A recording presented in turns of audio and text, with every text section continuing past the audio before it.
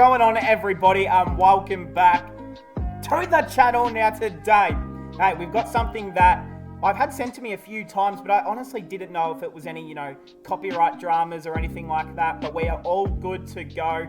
We've got here moments in time. My father, Michael Clarke, yes, my dad, talks to the great man, Rohit Hitman Sharma, two great captains of this generation. Of course, Rohit being, only about 8 to 12 months into his captaincy reign, but Michael Clarke, one of Australia's very best, one of our best batsmen of all time, and just a great father to me. So, hey, if you guys are new, subscribe. You got anything else for me to check out? Let me know.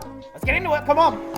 Comment down below. Do all that. How to go for time? Yeah, a little bit longer than I assume it's in English, so I don't know, but I'll put subtitles on in case. and what you. If you didn't play cricket, what would have you done? Oh, right. What would have you done? Probably I Chef? wouldn't. I don't know. Honestly, would be an accountant. I guess. Like money? I don't know what happens after cricket. Even it would have been the same for you. You wouldn't have thought about what are you going to do after cricket. It's hard. It's one of those things I think is always in the back of your mind, but never in the front of your mind. You know that there's going to come a day where you either get dropped or you retire or get injured. Yeah. One of the three. But you don't, I don't think I ever wanted it to happen, or in the same breath didn't want it to happen. It was more just, I sort of felt that time was coming, as in, it's, in regards to one-day cricket, when I announced my retirement, it just sort of happened. After the World Cup, that was. Yeah, and I just sort of felt it. After the semi-final against you guys in Sydney. Oh, no. Yeah. I was like, okay, this is it. One more game, I'm finished. So I went home, had that. I think I got home after the SCG game, the semi-final, at midnight. Woke my wife up. She was asleep and said, "Babe, firstly, we won the semi-final. We beat India." Yeah. Damn, Like, she wasn't even watching. That sucks. Oh, great! Congratulations. I was there on the Don't couch worry, watching. Don't you Not worry. much into cricket. Not really. And then I said to her, "Look, in 3 days' time, the final, it's going to be my last game. I'm going to retire from one-day cricket." Yeah. Was She it was tough, for you to make that decision, or it was like you Honestly, knew that it was just coming? felt right. And the Test series after England. Yeah, the Ashes.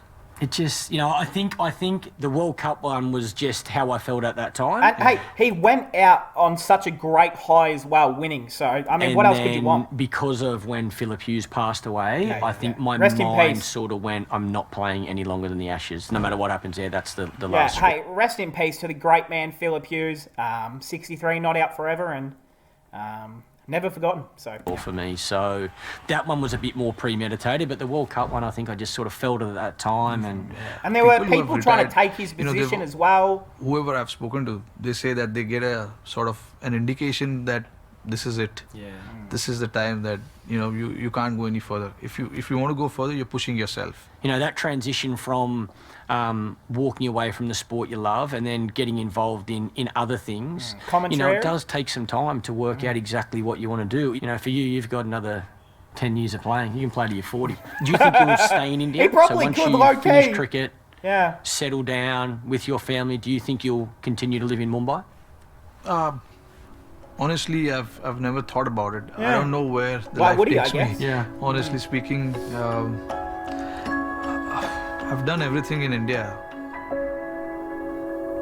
Bro, are you serious? Is that it? I thought this went for way longer. 2 minutes? 3 minutes? Man, I thought this was going to go for way longer. The Rohit Sharma was speaking. I was trying to listen to what Rohit had to say. God damn. Okay, I don't think there's a longer version, but if there is, I guess I've got to find it. Hey, I hope we all enjoyed moments in time with my father and Rohit Sharma. I looked this interview up everywhere on YouTube and I could not find any long version or anything, so I guess that was it.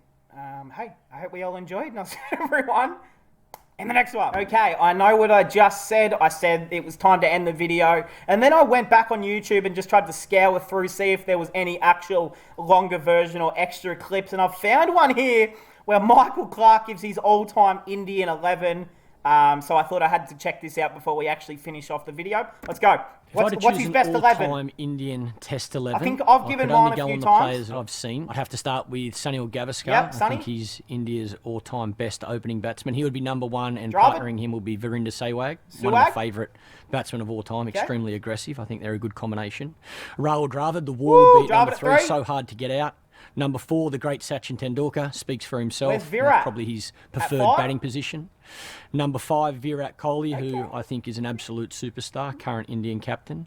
Number 6... Oh, I want to guess, low-key, wait, is it time for an all-rounder or number 6? No, MS Dhoni. I'm going to go with Rohit Sharma. I think Rohit is as talented a the player hitman at 6. as I've seen through my career, and I like the fact that he bats and bowls. What MS about Dhoni? Dhoni, number 7. Woo! Again, brilliant keeper batsman. Yes, sir. Number 8, Kapil Dev, I'm going to go for. Brilliant all-rounder for India. Oh, I want to guess the rest. There's 3 more. Who would be number 9? Kumble's got to be in there.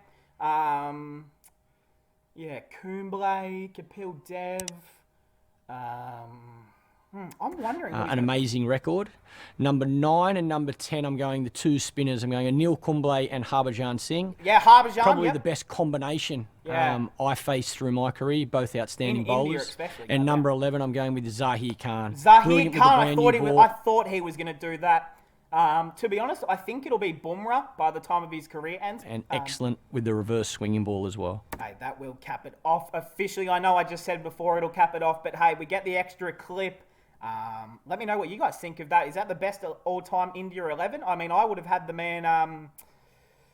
I didn't get to watch too much of Zahir Khan, or I honestly don't know a whole lot about his career, so it would be unfair of me to just try and switch him with like Jasprit Bumrah or something. But I guess by the time of Bumrah's career ends, he'll probably be on that list, I think. Okay, in fact, I've found another clip here. If you see this video, it looks all like jumbled up and you see like little cuts in between the video. It's because I keep finding new clips from this exact same interview. So look, we're back with the 3rd clip. I actually think there's a 4th clip after this, so we're going to check out the rest of them.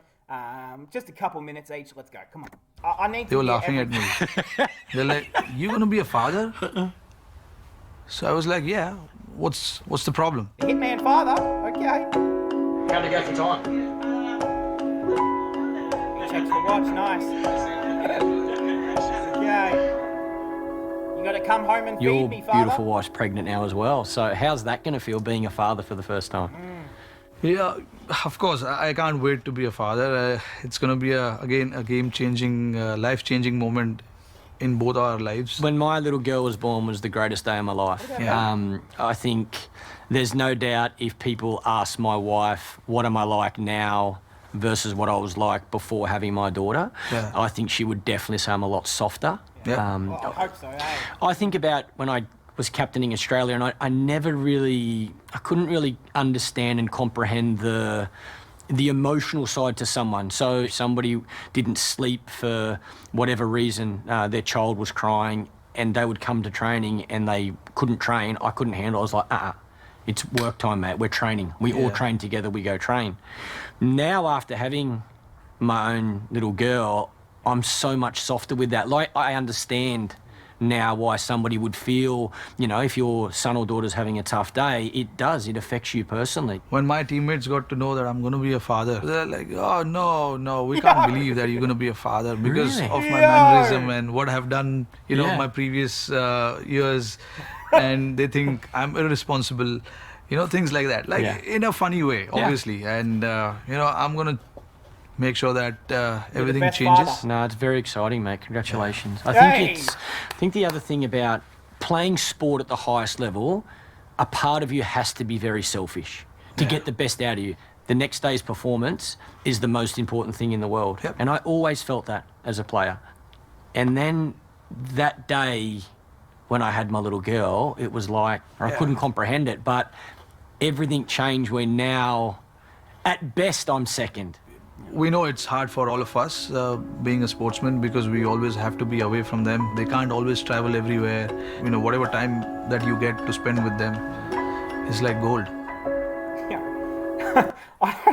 The people who uploaded this video, they keep like putting it onto the the song when I'm trying to listen. But there is one more clip. We're going to check it out. Come on. Okay, we've got the last clip here. We've got moments in time, tall tales from the tour. So last clip. Let's go. Come on. How'd it go for time? All right, you've already asked that, Michael, 3 times. No, quickly It's the same for me as well. describe Michael and what you. That was your first tour? Yeah. First tour was to Australia. First international tour to Australia, Yeah, and okay. I was the youngest in that particular squad. All my teammates, they've warned me that, this is Australia, nothing's going to be easy. I still remember my first outing in Brisbane.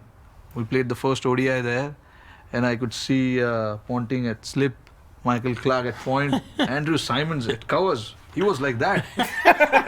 All those guys standing right in front of Hey, you. rest in peace to the great man, Andrew Simons, by the way. And then, what are you going to do? You got to find your way to, do your best. But also, the reason I love playing cricket here is because the appreciation that you get when you perform here is different.